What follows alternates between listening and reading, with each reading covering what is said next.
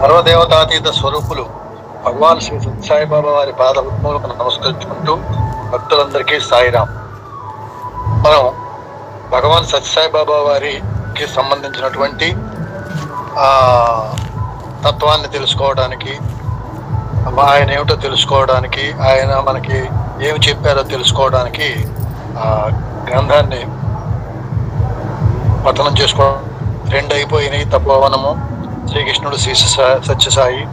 వీటిల్లో సాక్షాత్తు రామకృష్ణుడే సత్యసాయిగా జన్మించారనేటువంటి ఒక దృఢమైన నమ్మకాన్ని మన మనసుల్లో నిలిపినందుకు భగవానికి కృతజ్ఞత తెలుపుకుంటూ 3వ గ్రంథం అహం సత్యబోధక. దీనిలో భగవాన్ సత్యసాయి జన్మదినోత్సవం రోజున ఇచ్చినటువంటి సందేశములను సంకలనం చేసి, ఇందులో 2 భాగాలు ఉంటాయి: ప్రథమ భాగం, ద్వితీయ భాగం. ప్రథమ భాగం 1964 నుంచి 84 వరకు, అనగా 23 సంవత్సరాల పాటు ఇచ్చినటువంటి జన్మదినోత్సవ సందేశాన్ని ప్రథమ భాగంలో మనం చదువుకొని, తెలుసుకొని, ఆచరించి ధరించడానికి ప్రయత్నం చేద్దాం. ముందుగా ఈ పుస్తకానికి సమర్పణ రాస్తున్నారు రచయితలు. దీనిని సంకలనం చేసినటువంటి వారు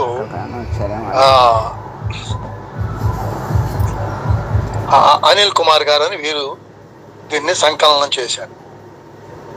భగవాన్ శ్రీ సత్యసాయిబాబా వారు తమ నిజతత్వమును ఎరుకుపరుస్తూ ఒక సందర్భంలో ఇలా తెలియజేశారు: నాహం మనుష్యో నచ దేవ యక్షః న బ్రహ్మచారి న గృహీ వనస్థః న బ్రాహ్మణ క్షత్రియ వైశ్య శూద్ర అహం సత్యబోధకః సత్యం శివం సుందరం అని తనను గురించి, తన నిజతత్వాన్ని గురించి ఒక శ్లోకం రూపంలో చెప్పారు.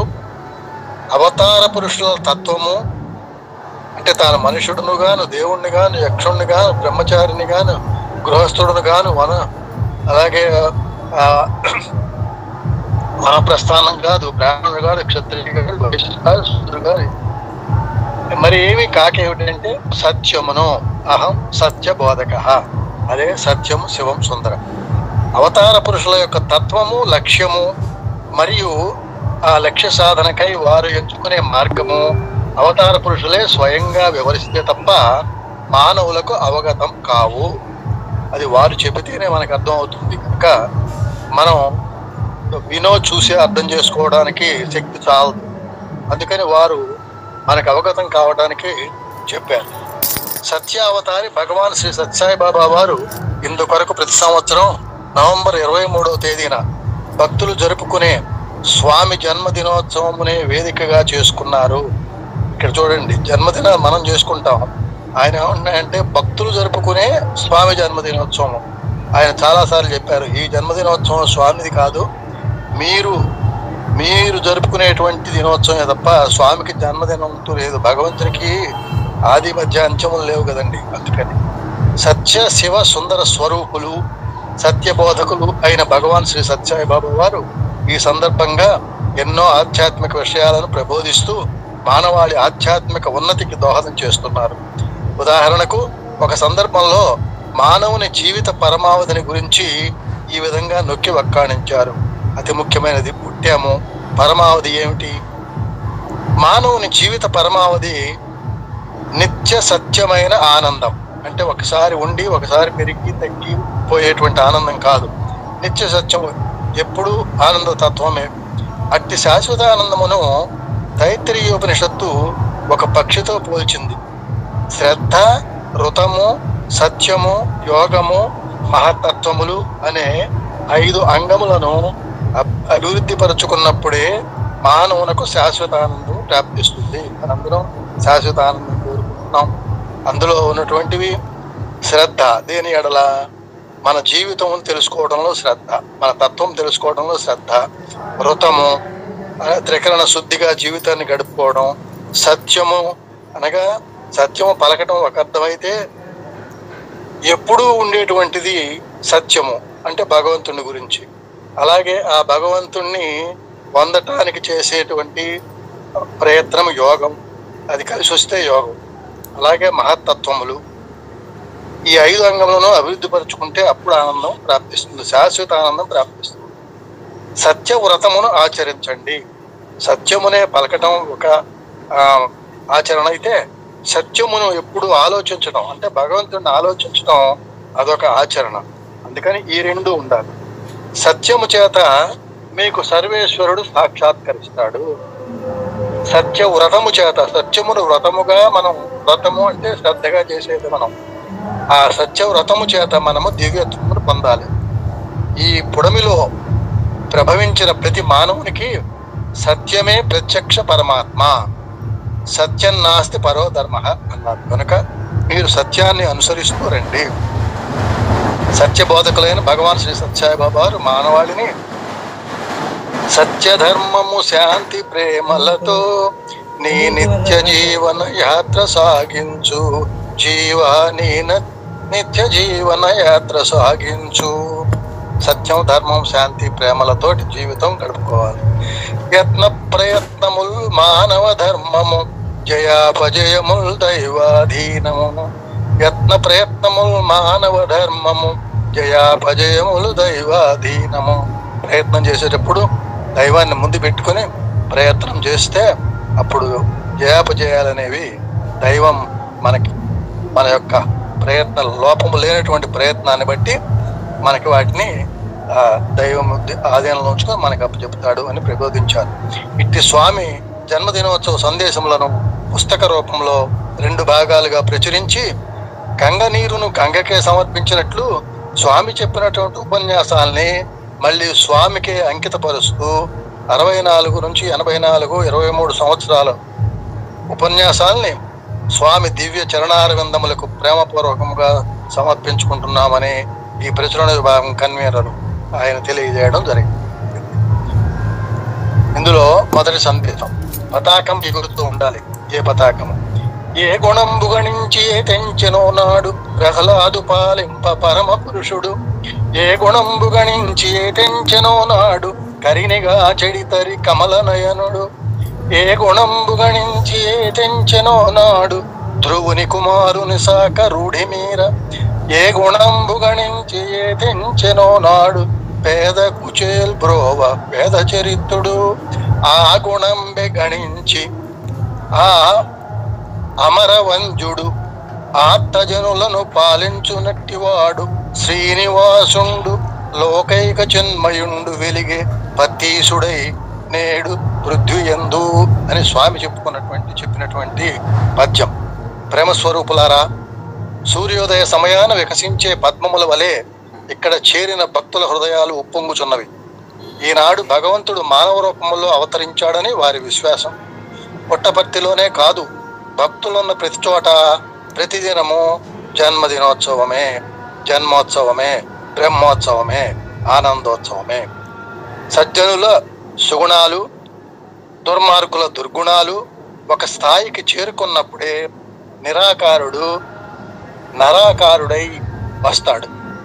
ప్రహ్లాదుని భక్తి, అతని తండ్రి వైముఖ్యము 2 పండినప్పుడే నరసింహావతారం వచ్చింది. అవతార తత్వం తెలుసుకోదలచిన సాధకుడు ముందుగా తన మనస్సుని పదును చేసుకోవాలి. దీనికి ఒక చక్కటి ఉదాహరణ, పంట చేలను రైతు బాగు చేసుకున్నట్లుగా ముళ్ళ పొదలు, పిచ్చి తీగలు, నేలలో పాకుతున్న వేళ్లు తొలగించుతాడు రైతు. తరువాత దుక్కి దున్నుతాడు, నీరు పడతాడు, విత్తనాలు చల్లుతాడు. నారుమడులను, లేత మొక్కలకు తెగుళ్ళు వస్తూ ఉంటాయి. ఆ తెగుళ్ళు తగలకుండా మందులు, మేకలు పశువులు పాటు చేయకుండా మళ్ళా చుట్టూ కంచె వేసి కాపాడుకుంటాడు. అలా అప్పుడే పంట వస్తుంది. అలాగే మన హృదయము ఒక క్షేత్రం అనుకోవాలి. ఆ క్షేత్రము నుండి ముందుగా దాన్ని శుభ్రం చేయడానికి అహంకారమును తొలగించాలి, గర్వమును తొలగించాలి, దురాశను కూడా ఏరిపారేయాలి. సత్యము, జపము, ధ్యానము ఆ ఫలమును దున్ని చదును చేయగలవు. ప్రేమ అనే నీటితో ఆ ఫలమును బాగా తడపవలెను. నేల మెత్తబడి పొదనెక్కుతుంది. ప్రేమ వల్ల హృదయం మెత్తబడుతుంది, హృదయం కరుగుతుంది. నామం అనే విత్తనం వేయాలి, భక్తి మొలకెత్తాలి. కామక్రోధాలు పంటను చెడగొట్టే పశువులు, మధ్యలో ఇవి కూడా వస్తూ ఉంటాయి. క్రమశిక్షణ అనేది పొలం చుట్టూ వేసే కంచె, వాటిని మనం యాక్సెప్ట్ చేయకుండా, అనుసరించకుండా వాటిని దూరంగా పెట్టినప్పుడు అవి మనం కంచి వేసినట్టు అవుతుంది, హృదయానికి చెడు చేసేటువంటివి. అప్పుడు ఆనందం అనేది జీవనాధారమైన పంట మనకు లభిస్తుంది. మీ విచారణ ద్వారా కనపడే విశ్వమునకు కర్త సంరక్షకుడు ఉండాలని తెలుసుకున్నప్పుడు మీకు దైవం మీద నమ్మకం కుదురుతుంది. దైవం మీద నమ్మకం కుదరాలంటే మనం ఏ వస్తువుని మన జన్మశక్తి చూసినా దానికి తయారు చేసిన వాడు ఎవరో ఒకడు ఉంటాడు, అమ్మిన వాడు ఉంటాడు, తయారు చేసిన వాడు ఉంటాడు. తయారు చేసిన వాడు తీసుకొచ్చి మనకు అమ్మాలి. కాబట్టి ప్రతిదాన్ని తయారు చేసిన వాడు ఉన్నప్పుడు మరి దీని విశ్వాన్ని కూడా తయారు చేసిన వాడు ఒకడు ఉండాలి కదా అనేటువంటి ప్రశ్న మనసులో ఉదయించాలి. అప్పుడే ఎవరో ఉన్నాడు, వాడెవడో తెలుసుకుందాము అనేటువంటి నమ్మకం కుదురుతుంది. తద్వారా అన్ని తానుగా పరిణమించే అన్నిటినీ తనలో లీనం చేసుకునే శక్తి, సృష్టి స్థితి లయములనే 3 లక్షణాలు కలిగిన శక్తి ఒకటి ఉండి తీరాలి. ఆ శక్తి మీద మనకి ఆలోచన ప్రబలినప్పుడు అసలు మరి మనకు వస్తున్నాయి, కంటికి కనపడే ఉంటున్నాయి, పెరుగుతున్నాయి, మళ్ళీ పోతున్నాయి. 3 లక్షణాలు. ఈ మూడింటిని 3 లక్షణాలు కలిగిన శక్తి ఒకటి ఉండాలి కదా. ఈ శక్తిని గ్రహించడానికి ఏం కావాలి? పవిత్ర హృదయము, ఏకాగ్ర చిత్తము, విశదమైన ఆలోచన అవసరం. ఆలోచన విశదమైనదిగా ఉండాలి, అలాగే చిత్తము ఏకాగ్రంగా ఉండాలి, పక్కకి వెళ్ళకూడదు. హృదయం పవిత్రంగా ఉండాలి, పైన చెప్పినట్లుగా శుభ్రపరచుకుని. అప్పుడు కర్మాచరణం అవశ్యం కావాలి. శృతులలో అధిక భాగం కర్మకాండలే. మనం చేయాల్సింది కూడా కర్మకాండలే. అది లేకుండా మనం జీవితాన్ని గడపం. కర్మ తప్పనిసరిగా చేయాల్సిందే దేహం వచ్చినప్పుడు. జ్ఞానం కర్మాచరణకు పరమావధి. ఈ కర్మలు చేసేటప్పుడు దేనికోసం? జ్ఞానం పొందేటువంటి కర్మాచరణ చేయాలి. అది జ్ఞానం పొందడమే పరమావధి. సైనికులు చాలా మంది ఉన్నప్పటికీ అధికారులు మాత్రం కొద్ది మంది ఉంటారు. అలాగే కర్మలు అనేకం ఉన్నప్పటికీ అవి జ్ఞాని ఆదేశాలను అనుసరిస్తవి. వేదం 100 పాళ్లలో 80 పాళ్ళు కర్మ, 16 పాళ్ళు ఉపాసన, 4 పాళ్ళు జ్ఞానం. మన భావములను చక్కదిద్ది మన కోరికలను మంచి దారిలో పెట్టడానికి కర్మాచరణే అవసరం కనుక అవి ఉచిత కర్మలు ఏవో ఎంచుకోవాలి.